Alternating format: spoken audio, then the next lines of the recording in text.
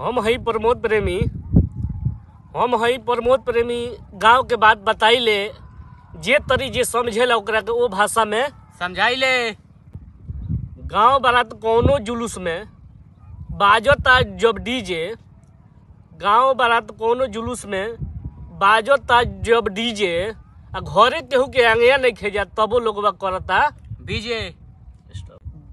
दुआरा पर जब बारात आवता बरतिया सब ताकता, दुआरा पर जब बारात आवता बरतिया सब ताकता, बारात वाला के नाश्ता नहीं खे मिलत, पटीदार सब ले लेके रखता।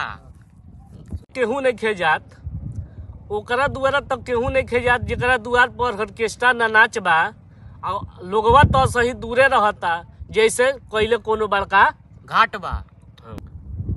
बड़का घरे केहू न पूछे, बड़का घरे केहू न पूछे तबो लोगवा आवता।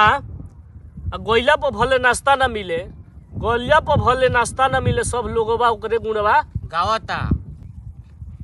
प्रेमी जी कहत रे ममिला सब साफ बा, प्रेमी जी कहत रे ममिला सब साफ बा, कौनो गलती भइल हो हमरा से तइहे रुआलो से माफ बा।